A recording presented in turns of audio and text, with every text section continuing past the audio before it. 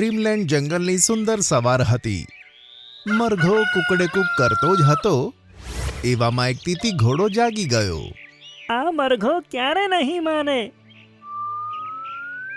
તે ઉડીને મરઘા પાસે પહોંચ્યો. અરે મરઘા ભાઈ, તમે કેમ સવારે કુકડે કુક કરીને બધાને ઉઠવા માટે મજબૂર કરો છો? કારણ કે બધા સવારે ઉઠીને પોતાના કામે લાગે અને તેમની દિનચર્યા સરસ થાય. અરે જો તમને બધાના કામની ફિકર હોય તો તમે એમને કેમ ઉઠાડો છો? તમે જ એમનું કામ કરી આપતા હોય તો. આ સાંભળી મરઘો ગુસ્સે થઈ ગયો. આ જોઈ તીતી ઘોડો હસવા લાગ્યો અને ત્યાંથી જતો રહ્યો.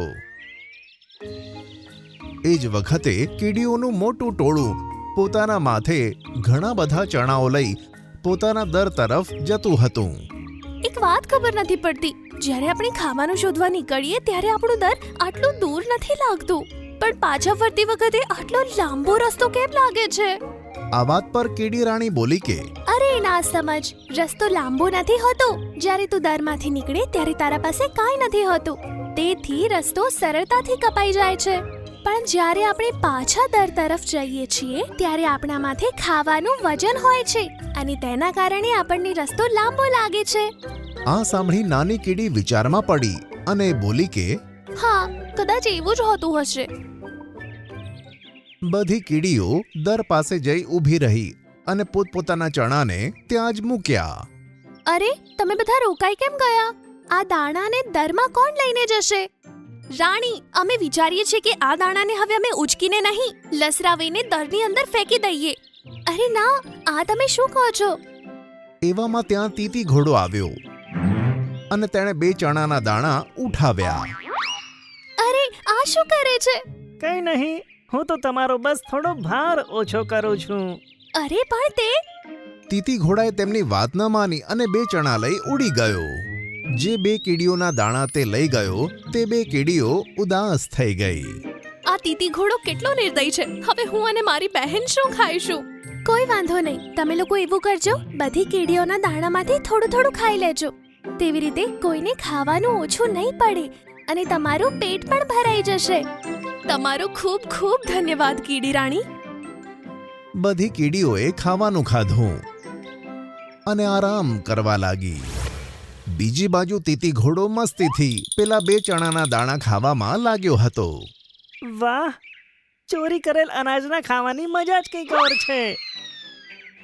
બીજા દિવસે બધી કીડીઓ પોતાના માથા પર એક સ્ટ્રોબેરી લઈને જઈ રહી હતી. કીડી રાણી સૌથી આગળ હતી. હવે જ્યારે બધા પોતાના દર પાસે પહોંચવા જ આવ્યા હતા ત્યાં તીતી ઘોડો આવી ગયો.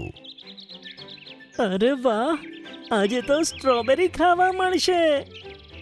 તે ચૂપકેથી સ્ટ્રોબેરી ખાવા લાગ્યો.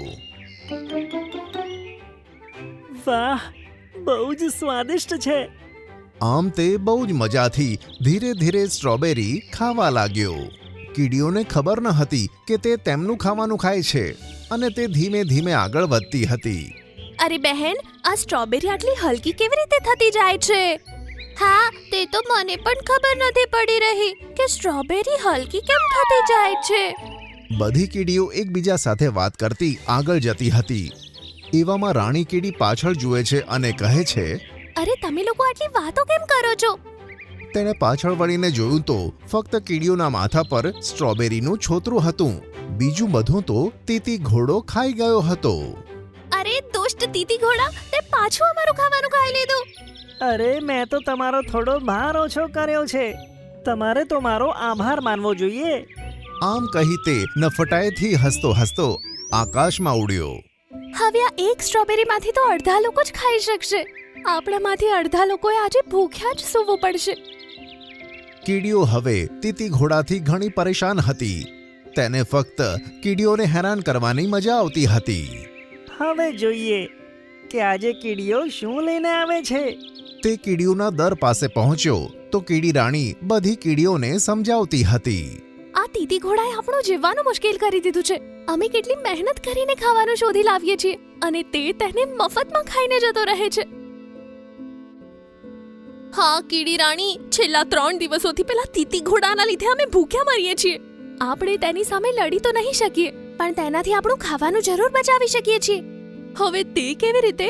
આપણે આપણા દરની જગ્યાએ કોઈ બીજા જ દરમાં ખાવાનું ભેગું કરવાનું શરૂ કરીએ, જેના વિશે તીતી ઘોડાને નહીં ખબર હોય. અરે વાહ, આ મૂર્ખ લોકો મારી પાસેથી ખાવાનું બચાવવાનું વિચારે છે. કંઈ વાંધો નહીં, કરવા દો એમને ખાવાનું જમા. જેવા જ તેઓ પોતાનું ખાવાનું લઈને દરમાં પહોંચશે ને, ત્યારે હું એન્ટ્રી મારીને બધાને સરપ્રાઈઝ આપીશ. તીતી ઘોડો ખુશ હતો. બધી કીડીઓ નવા રસ્તે જતી હતી. તીતી ઘોડો પણ તેમની પાછળ પાછળ જતો હતો. કીડીઓ એક બાગમાં પહોંચી, જ્યાં જાંબુ ઉગ્યા હતા. અરે વાહ, આટલા બધા જાંબુ! અત્યારે ખાવાનું શરૂ કરીશ ને તો એક જ ખાવા હશે. સારું એ હશે કે કીડીઓ બધા જાંબુ લઈને તેમના દર સુધી પહોંચે, અને એમના ખાતા પહેલાં જ હું તે દરમાં ઘૂસી જઈશ અને હસતા હસતા બોલીશ, સરપ્રાઈઝ! કીડીઓએ માથે જાંબુ ઉપાડ્યા અને હરોળ બનાવીને નીકળી પડી. તીતી ઘોડો મજાથી એમનો પીછો કરતો હતો.